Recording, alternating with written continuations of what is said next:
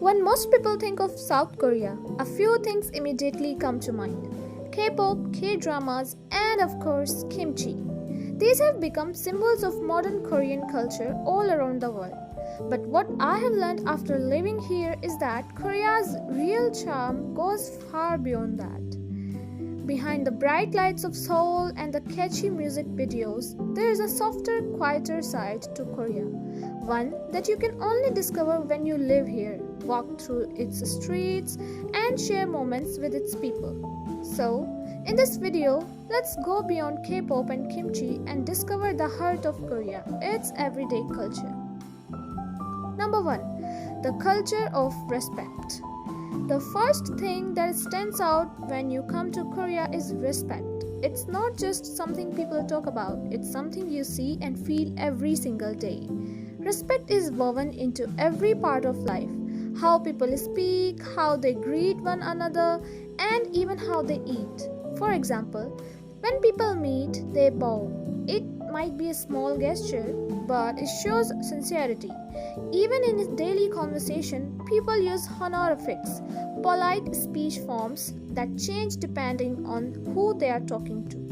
When I first arrived, I found it surprising that there are many levels of politeness in the Korean language, from casual to formal, depending on age and social relationship. In schools, students bow to teachers every morning. On public transport, younger passengers offer their seats to elders. This culture of respect isn't forced, it's natural. It's part of the Korean mindset that values harmony and humility. It reminds me that respect doesn't always need to be spoken loudly. Sometimes it's in quiet gestures, a bow, a polite smile, or simply listening carefully to others. Number 2. Sharing food, sharing love. Another beautiful part of Korean culture is the way food brings people together. In Korea, food isn't just about eating, it's about sharing. Meals are usually served with many small side dishes called banchan, placed in the middle of the table for everyone to enjoy together. When I first experienced Korean dining, it felt warm and connected. Everyone reaches for food, talks, laughs, and it's not about who eats the most, but about enjoying together. During holidays like Chuseok or Seollal, families gather to prepare traditional dishes and pay respect to their ancestors. These meals are full of meaning. They represent love, family, and gratitude. Even among friends, eating together is one of the main ways people bond. After a long day of studying or working, people often say, "Let's eat together," because food is how relationships grow.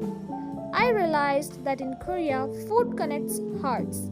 It's comfort, care, and culture all in one bowl. Number 3. Cleanliness and community responsibility. Korea is known for being clean and organized, and that's not just luck or good management. It's because people here take responsibility for their surroundings. Recycling is taken seriously. Every home, school, and building separates waste carefully: food, plastic, paper, and cans.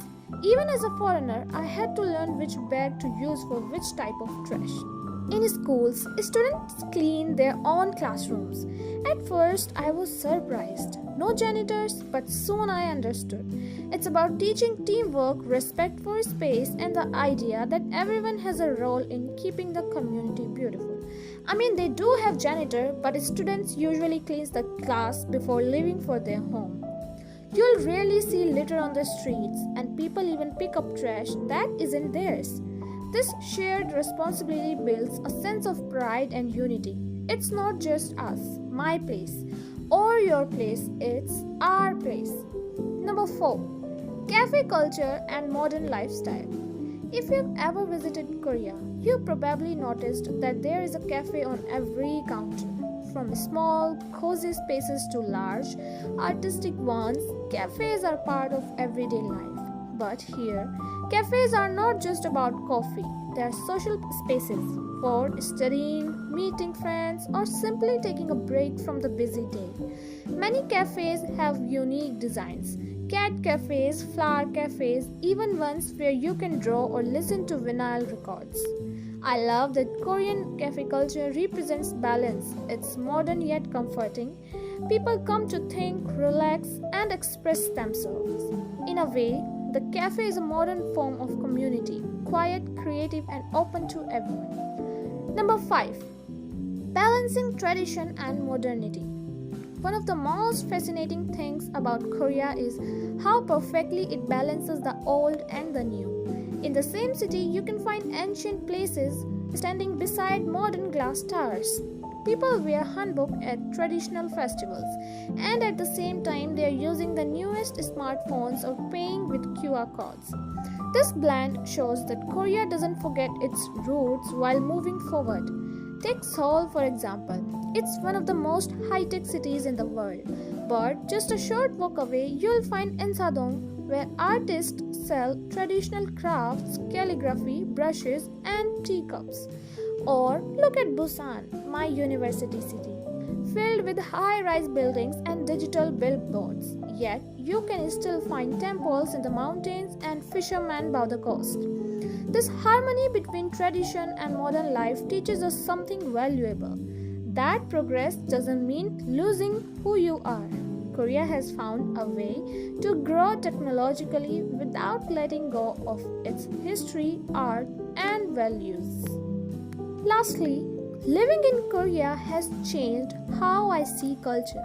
I came here knowing only the famous things: music, dramas, and food. But I discovered that true culture is found in the small, ordinary moments. It's in the bow of a student to a teacher, it's in a shared meal among friends, it's in the clean streets that everyone helps to maintain, it's in the smiles of people who care for their community.